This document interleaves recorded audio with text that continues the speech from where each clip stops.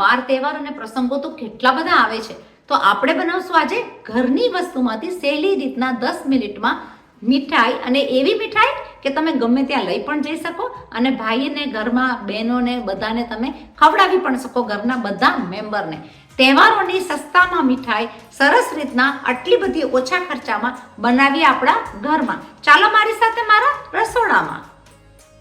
થોડા એવા ખર્ચામાં આપણે એકદમ સરસ મજાની મીઠાઈ બનાવશું જે ગમે એ તહેવારમાં તમે ખાઈ શકો. તો મેં લઈ લીધો છે અહીંયા 1 વાટકી રવો, જે તમે ઘરનો કોઈ પણ રવો લઈ શકો.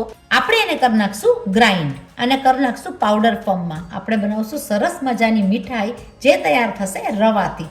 ઘરની થોડીક જ વસ્તુમાંથી આપણે બનાવશું મસ્ત મજાની મીઠાઈ ઘરના તહેવાર માટે. એ લઈ લીધું છે મિક્સચર જારમાં રવો, અને આને હું કરી નાખીશ ગ્રાઇન્ડ. આને કરી નાખીશ પાવડર ફોર્મમાં. તમે જોઈ શકો છો કે પાવડર ફોર્મમાં આપણો રવો ગ્રાઇન્ડ થઈને એકદમ સરસ મજાનો ગ્રાઇન્ડ થઈ ગયો છે. એની સાથે હું લઈ લઈશ 1 વાટકી સેમ માપનું સૂકું ટોપરું, જે વાટકી આપણે લઈ લીધી હતી રવા માટે. એની સાથે લઈ લઈશ 1 વાટકી હું દૂધ. ટોપરા અને દૂધને સાથે ગ્રાઇન્ડ કરવાથી એનો સ્વાદ એકદમ જ સરસ મજાનો આવશે. તો આપણે એને કરી નાખશું ગ્રાઇન્ડ. તમે જોઈ શકો આપણું ગ્રાઇન્ડિંગ આ એકદમ જ સરસ મજાનું થઈ ગયું છે. આ સ્વાદ વધારશે આપણી મીઠાઈની અંદર. મેં મૂકી દીધી છે પેન ગેસની ઉપર, મીડિયમ તાપ ઉપર. હું આમાં લઈ લઈશ 3 ચમચા જેટલું ઘી. ઘી મેલ્ટ થતાની સાથે આપણે લઈ લઈશું આપણો ગ્રાઇન્ડ કરેલો રવો. હું એને શેકી નાખીશ મીડિયમ ધીમા તાપે.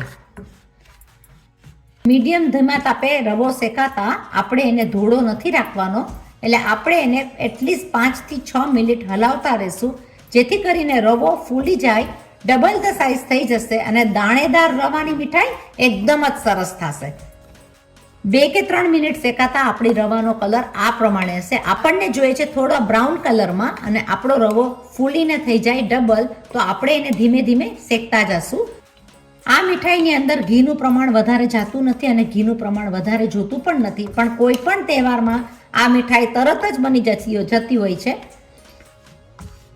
10 થી 15 મિનિટની અંદર ઘરની આ મીઠાઈ તૈયાર થઈ જતા બહુ જ સરસ થાય છે, અને ઘરની બધી જ વસ્તુમાંથી આ ઘરની મીઠાઈ તૈયાર થશે.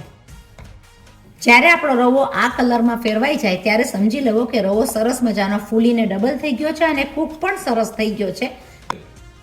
તો આપણે એની અંદર લઈ લઈશું 1 વાટકી ખાંડ. 1 વાટકી ખાંડને મિક્સ કરી નાખશું. આમાં તમારે કલરફુલ મીઠાઈ કરવી હોય તો તમે કલર પણ ફૂડ કલર એડ કરી શકો. એની સાથે હું લઈ લઈશ મારું ટોપરા અને દૂધનું પેસ્ટ. આ બધી વસ્તુને આપણે કરી નાખશું મિક્સ. ગેસની ફ્લેમ રાખવાની છે મીડિયમ. આપણે એને કરી નાખશું એકદમ સરસ રીતના મિક્સ, જેથી કરીને ખાંડ દૂધ નું મિક્સિંગ મોઇસ્ચર એકદમ સરસ રીતના પીવાઈ જાય અને આપણો રવાનો માવો એકદમ સરસ મજાનો તૈયાર થઈ જાય. તો હું એને એક સરખું હલાવતી રહીશ, જેથી કરીને બેસી ન જાય અને એકદમ સરસ મજાનું મિક્સિંગ આપણું તૈયાર થાય. તમે જોશો કે રવો ધીમે ધીમે પેન છોડવા પણ મળશે. ખાંડ અને દૂધનું મિક્સિંગ એકદમ સરસ રીતના તૈયાર થાય એની માટે આપણે એને મીડિયમ તાપ ઉપર હલાવતા રહીશું. આપણું મિક્સિંગ સરસ રીતના પાકવા માંડ્યું છે, પેન પણ છોડવા માંડ્યું છે. આપણે એને સતત હલાવતા રહીશું, જેથી કરીને એ બેસી ના જાય. તો 5 થી 7 મિનિટમાં જ્યારે એનું મિક્સિંગમાં આપણે જોઈ શકીએ કે એકદમ ઢીલું રહ્યું નથી, પાકી ગયું છે, સરખું પાકીને તૈયાર થશે, તો એની મેળે પેન છોડીને ઘીમાંથી સેપરેટ થશે. આપણે આપણા માવાને એકદમ સતત હલાવતા રહેવાથી આપણું આ મિક્સિંગ સરસ મજાનું થઈ ગયું છે. અને હજી 2 થી 3 મિનિટ, કારણ કે આ મને ઢીલું લાગે છે, તો 2 થી 3 મિનિટ માટે હું હજી એને હલાવીશ, કે જેથી કરીને એ પેન એકદમ છોડી નાખે અને આપણું માવાનું મીઠાઈ થઈ જાય સરસ મજાની તૈયાર. આની અંદર સ્વાદ વધારવા હું નાખી દઈશ એલચી પાવડર. જોડે આપણે નાખી દઈશું બદામ પિસ્તાની કાતલી. અને કરી નાખશું મિક્સ. હજી મને થોડું ઢીલું લાગે છે, તો હું એને થોડું એવું પાકવા દઈશ, જેથી કરીને શેપ વાળવામાં આપણને સહેલો પડે. તમે આ રીતના જોઈ શકો કે તમારું પેન રવો છોડવા માંડી ગયું છે, જેથી કરીને કે મોઇસ્ચર બધું લેવાઈ ગયું છે અને આપણું આ મિક્સિંગ બહુ સરસ થયું છે. તો તમે કોઈ પણ મીઠાઈનો શેપ સારી રીતના આપી શકશો. તો આપણે એને ઠારી દેશું એક ડીશમાં. છે ને કેટલી સિમ્પલ અને સરળ રીતની આ મીઠાઈ.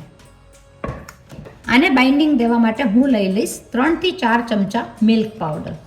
જ્યારે મીડિયમ ગરમ હશે ત્યારે જ આપણે એની અંદર નાખી દઈશું મિલ્ક પાવડર. તો મેં લઈ લીધું છે 3 ચમચા જેટલું. આપણે જોઈ લઈશું કે એનું બાઇન્ડિંગ કેવું થાય છે. પછી આપણે એડ કરવું હોય તો તમે મોઇસ્ચર જો લાગે તો તમે એડ કરી શકો. મીઠા કેવો ઘીવાળો હાથ લઈને હું કરી નાખીશ એને એકદમ સરસ રીતના મિક્સ. તમને મોઇસ્ચર હજી લાગતું હોય તો તમે એની અંદર માવો એડ કરી શકો, નહીં તો તમારી પાસે મિલ્ક પાવડર જે છે એ તમે એડ કરી શકો. પણ ઠંડા થઈ ગયા બાદ આ એકદમ માપ બરાબર છે. આપણું મીઠાઈ કોઈ પણ શેપ આપશું તો બહુ જ સરસ થશે. તમે જોઈ શકો એનું મિક્સિંગ બહુ સરસ રીતના તૈયાર થઈ ગયું છે. હું આપી દઈશ એને પેંડાનો શેપ. હું લઈ લઈશ આ રીતના રાઉન્ડ રાઉન્ડ પેંડાના શેપમાં. આપણે એને આપી દઈશું બીબા વગર, શેપ વગર આ પ્રમાણે રાઉન્ડ લઈને પેંડાનો સરસ મજાનો શેપ. આપણું બાઇન્ડિંગ અને મોઇસ્ચર સાવ લેવાઈ ગયું છે અને સરસ રીતના મીઠાઈને આપણે આપી દઈશું અલગ અલગ શેપ. તો તમે જોઈ શકો છો થોડાક એવા ખર્ચાની અંદર આપણે બનાવી નાખી ઘરની મીઠાઈ બહુ જ સરસ રીતના. અને આ મીઠાઈ આપણી લાગે છે એકદમ સરસ. સરસ બાઇન્ડિંગ સાથે, સરસ મોઇસ્ચર લેવાઈ ગયા સાથે તમે કોઈ પણ શેપ આપી શકો. થોડા ખર્ચામાં બની ગઈ આખી ડીશ ભરીને, આખી થાળી ભરીને ઘરની મીઠાઈ ઘરની વસ્તુ સાથે. તો જરૂર બનાવજો. મારી ચેનલને જો સબસ્ક્રાઇબ ના કરી હોય તો સબસ્ક્રાઇબ કરો, લાઈક કરો, શેર કરો. આની અંદર જે જોવાની વસ્તુ છે કે મોઇસ્ચર રહેવું ના જોઈએ. બીજી વસ્તુ એ છે કે જ્યારે તમે શેકતા હોય રવો ત્યારે દાણેદાર અને સરસ રીતના શેકાઈ જવો જોઈએ. તો 10 મિનિટની અંદર ઘરની મીઠાઈ થાળી ભરીને થતી હોય તો આપણે શું કામ ના કરીએ? આપણે બનાવશું આ જરૂરથી. શેર કરો, સબસ્ક્રાઇબ કરો, કોમેન્ટ કરો, આગળ બધાને ફોરવર્ડ કરો. હું લઈને આવું છું બીજી અલગ અલગ નવી રેસીપી સાથે. ત્યાં સુધી તમે બધા બનાવો આ સૂજીની મીઠાઈ તહેવાર અને પ્રસંગોમાં.